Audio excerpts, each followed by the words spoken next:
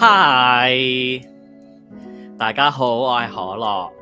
咁今日咧，我第一次喺呢度 live 啦。咁希望咧可以同大家傾下偈嘅。咁如果咧你係喺之後睇翻重溫或者精華嘅朋友咧，咁都同你 say 個 hello 咁樣。點解會有呢一個咁樣嘅 live session 咧？就係因為我覺得即係可能喺過去一段時間喺 YouTube 嗰度 upload 或者喺 social media 度大家見到我，但係未必好理解究竟即係呢一個外星人其實喺網上係做緊啲咩啦咁樣。咁所以希望咧就有一個 regular 嘅時間可以同大家傾下偈嘅。咁而家暫定咧就係每個月一次嘅開 live， 咁之後再會剪翻精華出嚟啦。咁呢一條 live 都係一個俾我可以regularly 去分享下我周遭見到嘅 Foy Punk 嘅作品啊，或者係而家個社會形勢咁樣。好，進入話題啦。咁今日咧我哋嘅主題就係什麼是 Foy Punk？ 究竟 Foy Punk 係啲咩嚟嘅咧？咁樣 Foy Punk 嘅由來咧，其實係一個網上嘅 subculture 嚟嘅。咁佢係即係以identify as 非人類去作為我哋嘅藝術創作嘅主題啦，咁樣。我呢一個 look 咧，其實就唔係原創嘅。嗱，外星人就大家都有個成見，就係 Little Grey Man 小灰人啦，即係可能喺美國51區，即係以前細個可能睇過亞視，今日睇真啲嘅外星人解剖咁樣，嗰隻外星人咧，即係都同我差唔多樣啦。一個大肚嘅灰色人，咁但係我 base on 嘅原型咧就唔係嗰個小灰人嘅，而係呢一套由法國導演 Luc Besson 所主導嘅，即係所導演嘅呢套戲叫 Valerian。咁而從呢幅圖你都會見到，其實Foy Punk 係一個即係有關 alienation 嘅一個作品啦。咁其實係當我哋去嘗試 fit in 去人類世界，但係發現原來人類世界唔係真係咁 welcome 我哋。似乎人嘅定義好格格不入啊，同我哋。咁喺呢啲時候咧，即係我哋呢一種發自內心好深處嘅空虛，就成為咗我哋創作嘅能量。咁所以呢一個就係 Foy Punk 啦。咁我哋望下呢一個 Foy Punk 嘅旗啦，其實 Foy Punk 嘅旗咧係有幾個即係起源嘅喎。咁我哋嚟一日睇下啦咁樣。咁首先咧，即係有幾個名咧，我哋係要特別去記住嘅，因為 Foy Punk 唔係我創造出嚟嘅，而係一個網上嘅次文化啦。咁第一個提嘅名咧，就係喺2018年嘅 Tumblr 嘅 user 係 Erotaro。咁Taro 即係芋頭啊嘛，即係 aromantic 嘅芋頭，冇浪漫愛嘅芋頭咁樣。Erotaro 佢咧就開始去發現喺 Tumblr 上面有好多作品都係 express 緊一啲非人類嘅經驗，而呢班人咧通常都係同性別有關啦，即係可能係非二元啊、無性戀啊、無浪漫愛，或者係可能有 neurodivergent 嘅狀態，即係例如有 ADHD 或者係自閉症光譜嘅朋友仔。咁佢就觀察到呢個現象，咁就開始講啦。咁所以成個運動咧係喺Tumblr 嗰度出現嘅，咁所以我哋今日咧，如果去 Tumblr 嘅話咧，係可以見到有好多作品嘅。咁我哋咧去到呢個 Tumblr 係 Foy Punk 嘅起源地啊，即係 Tumblr 本身咧就係當然好多人放鹹相啦，跟住有啲色色嘅作品啦咁樣。咁後尾即係因為佢係冇監管啊嘛，咁自然百花齊放。咁慢慢咧，亦都出現咗咧有一啲即係Foy Punk 嘅社群啦。咁例如咧，有好多朋友咧就會將自己嘅畫作放上去啦。佢基本上咧都係一個完全 decentralized 嘅。咁第一個 Erotaro 芋頭記得啦。咁第二個一定要提嘅名咧就係 Milk Chocolate Owl，即係牛奶朱古力貓頭鷹。牛奶朱古力貓頭鷹佢係咩人咧？咁佢都係一個 Tumblr user 嚟嘅。咁佢喺大概同年2018年嘅9月2號咧，咁佢就率先講咗呢個名就係 Foy Peng。咁 Foy Peng 呢個字可以點拆咧？咁 Foy 先講 Peng 啦，因為每一次我同人哋提 Foy Peng 咧，大家都會好快講Peng。我麻麻地中意聽 Peng 㗎咁樣，即係佢就覺得係 Punk Rock， 以為係一個音樂嘅 genre， 或者Peng 其實都有好多電影啊，或者係小説嘅範疇都係有 Peng 字，例如最出名嘅 Cyberpunk 啦，香港就最著名㗎啦。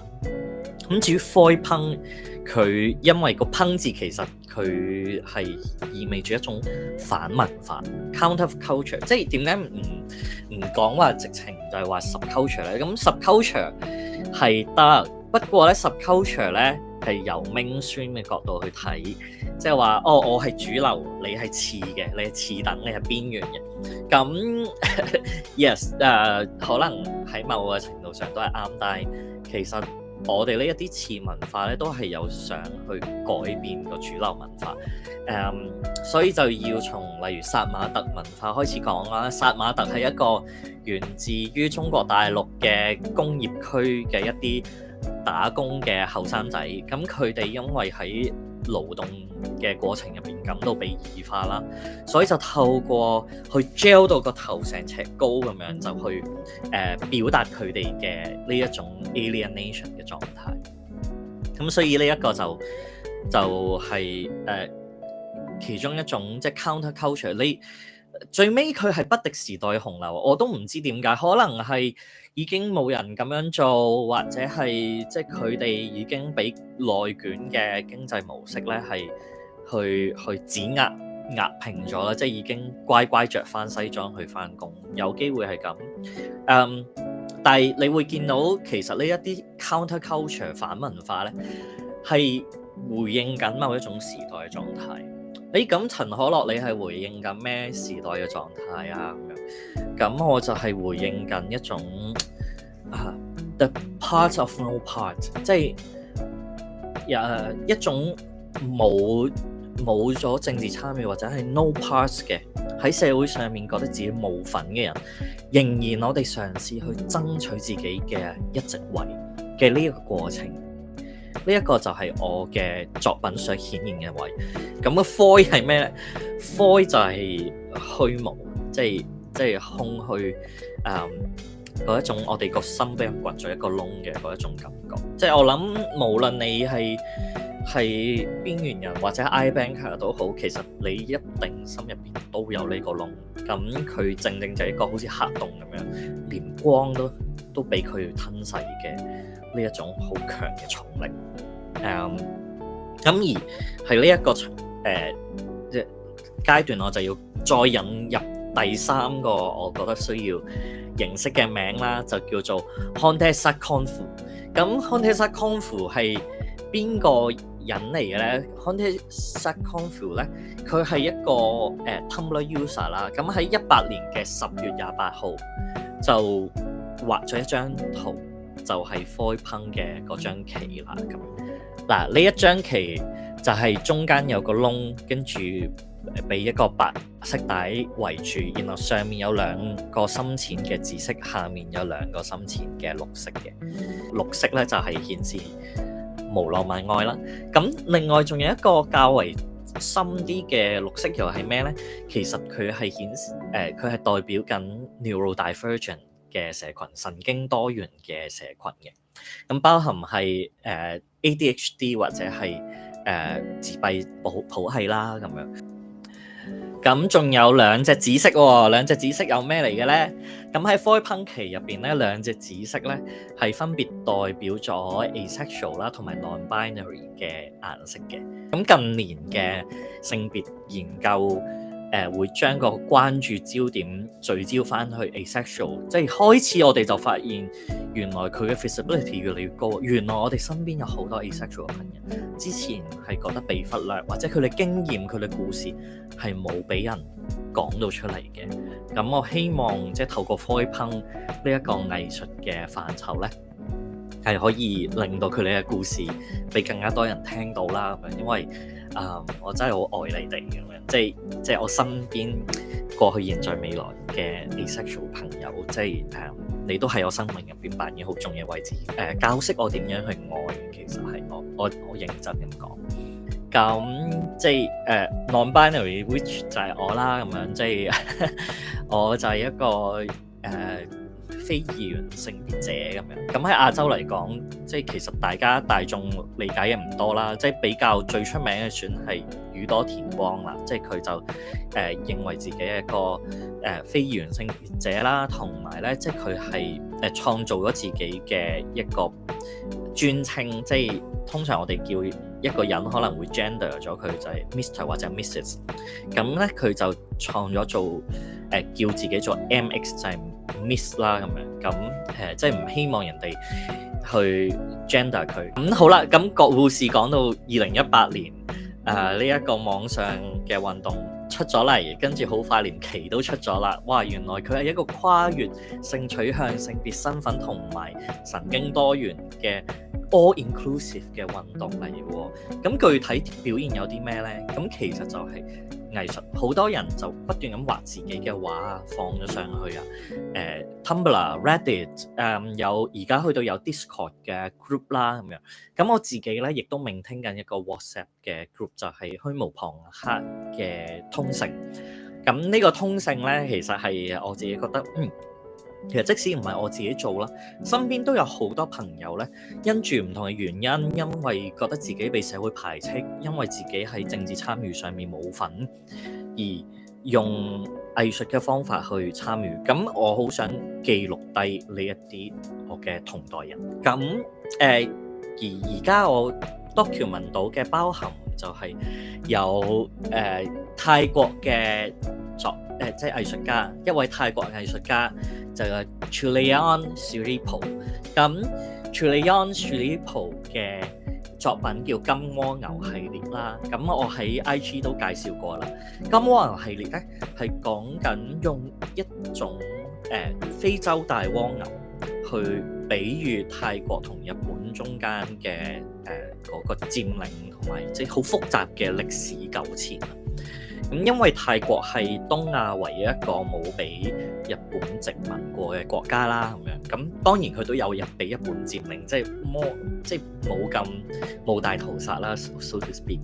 咁而喺呢個金蝸牛系列入邊咧，泰國同日本嘅關係就體現喺一個作者想講嘅故事，就係日本兵同一個泰國女生嘅愛情故事。咁呢個泰國女生本身係俾啲日本兵綁架，但係點知產生咗真感情，咁然後佢哋就有咗下一代啦。咁而呢個非洲大蝸牛咧，就係啲日本兵帶去泰國去作為糧食嘅一種口糧嚟嘅，因為佢哋容易繁殖，跟住又有好高嘅蛋白質咁樣。咁點知咧，嗰個女學生同日本兵生咗個 BB 咧，就變咗係一隻蝸牛咁樣。咁而嗰啲日本兵就嚇走咗。咁然後呢個女學生咧就用啲日本兵偷翻嚟嘅金咧，就溶咗佢，就染落嗰個蝸牛殼咧，就變咗一個金蝸牛殼咁樣。咁其實嗰個金蝸牛就係一個小朋友，就代表咗作者自己嘅 third culture kid 呢個經驗啦，咁樣即係佢覺得自己既唔融入喺日本文化，又唔融入喺泰國文化，而尤其是咧喺戰後啊，到去到70年代咧，係有好強嘅反日情緒，同埋係即係支持國貨啦，支持泰國貨嘅運動啊。咁跟住就變咗呢個日本女學，唔係即係有呢個泰國女學生，佢本身喺日本兵手上學到整麻薯嘅呢個生計咧，都被視為叛國喎。咁所以就唔可以再賣麻薯啦。咁去到而家咧，即係去到當代啦，即係時過境遷之後，佢媽媽嘅呢個麻薯甜品店咧，終於重開啦咁樣。咁所以我覺得，原來 Foy Punk 啊係可以承載 not just 一個 personal 嘅 story， 甚至係可以承載一個好大嘅群體嘅 story 咯。咁呢個係其一。另外一個我我覺得有趣，即係好想特別提嘅就係喺上年咧就 unlock 不加鎖舞蹈館咧，咁佢哋就做咗一個非關舞蹈祭。咁非關舞蹈祭入邊邀請咗一位澳門菲律賓嘅舞蹈員，係啦，叫做 Albert Garcia。咁佢係一個無證嘅兒童啦，因為佢嘅爸爸係一個非法入境嘅菲律賓人，由菲律賓去到澳門。咁而佢因為佢爸爸無證，所以佢都係冇身份。由細到大咧讀書其實佢都係冇身份，雖然可以讀書，但係佢都係冇身份。而所以佢就覺得自己咧係一件 imported goods， 一件入口貨品咁樣啦。咁並且係佢嘅作品咧就叫做《狗狼與水熊》嘅生存手冊。咁佢就講到自己係好似一隻水熊，就係世界上最細同埋生命力最強嘅一種微生物啦。即使喺冇氧氣嘅環境入邊都可以生存嘅一種生物。咁佢呢個舞蹈作品咧就講咗佢嘅 story 同埋佢爸爸嘅 story。佢爸爸都有用有片段嘅形式出現啦。咁係非常之感人。咁我就好想去特別 dedicate， 即係去記錄佢呢一個作品。咁另外本地唔係講開澳門，講埋澳門啦。澳門喺上年咧，2022年唔係上年，前年咧，有一個電影嘅作品叫做《來生還作人》啊。咁佢嘅男主角咧係我哋好熟知嘅黃顯仁啦，即係一個劇場人、音樂人，咁幫好多香港嘅電影配樂嘅音樂人啦，亦都係一個80後嚟。咁黃顯仁就飾演一個廢青嘅角色，即係人生冇乜目標，跟住亦都係同周遭嘅環境好離異嘅一種狀態。咁佢就話如果投胎嘅話，希望下世唔好做人，佢想做一張膠凳。咁呢一個感情咧，其實都係非常之 Phoebe， 所以來生還作人喺我嘅視野入邊咧，佢都係一個 Phoebe 嘅作品嚟嘅。咁香港翻嚟香港，咁最近年咧就有舞台嘅作品，黃晴恩嘅植物人啦。植物人係講如果唔做人，我哋係做植物嘅話，會係點樣？咁呢個作品係攞過香港舞台劇大獎嘅。咁另外咧就係、有紅眼編劇嘅《山海2049》啊。咁佢入邊咧就唔係話唔做人啦，而係翻去《山海經》嘅年代，即係黃帝年代啦，即係黃帝與蚩尤嗰個史前年代。